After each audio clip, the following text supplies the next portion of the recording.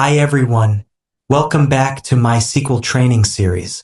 In today's video, we're going to tackle question 42, product sales analysis. How to calculate the total sales amount of each product for each year. Let's first understand the data we're working with. We're working with two tables.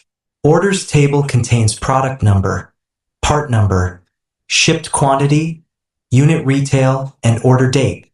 One important detail, the order date is stored as a float in YYMMDD format. For example, 210101 means January 1st, 2021. Products table contains product number, part number, SKU description, and category. Together, product number and part number form a unique key. The business requirement, write a solution to report the total sales amount of each item for each year. Return sales year, product number, part number, category, SKU description, and total sales amount. Return the result by product number, part number, and sales year in ascending order. Here's an example of the expected output. Now let's see the solutions in SQL Server Management Studio. Solution 1. CTE plus union plus join.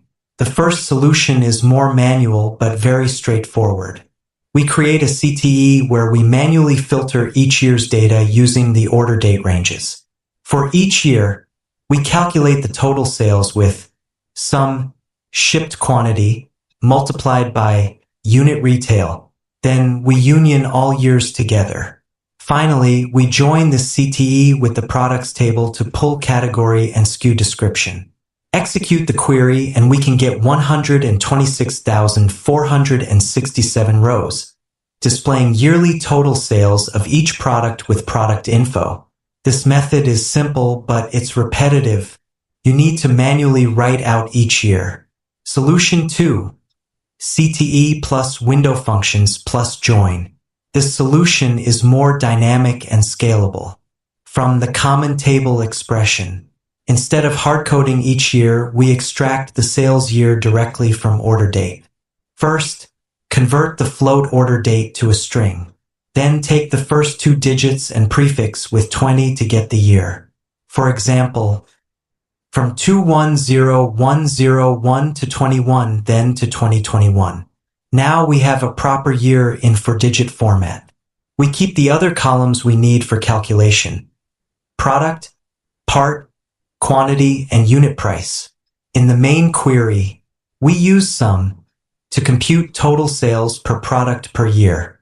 Group by ensures that sales are aggregated per sales year plus product plus part. Left join products adds category and SKU description. Order by ensures results are sorted. Execute the query and we get the same results. This is the cleanest and most reliable solution because it only returns one row per unique group. Solution 3. Alternative using sum over. This solution is very similar to the solution 2. But we use sum over partition by. It calculates totals per partition, in this case, per product, per part, per year, but it does not collapse rows like group by. You might think you can use sum over partition by order by, but that does not sort the final result.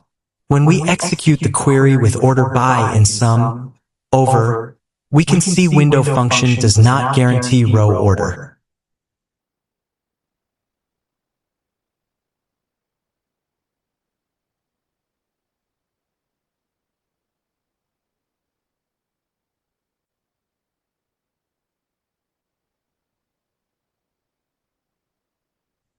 That's because distinct happens after the window function to remove the duplicates. Therefore, we need explicitly use order by at the end of the query. Now let's compare the solutions.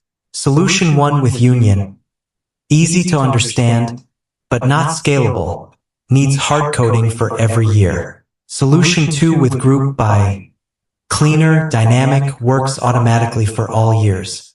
Solution 3 with window function. Also works, but adds complexity with distinct. Recommendation. Use solution 2. It's the most efficient and flexible approach. And that's for question 42. Product sales analysis by year. We learned 3 different SQL approaches, compared their pros and cons, and saw how to extract years from tricky float-based dates. Thanks for watching. If you found this video helpful, please like, comment, subscribe, and share this channel. Thank you.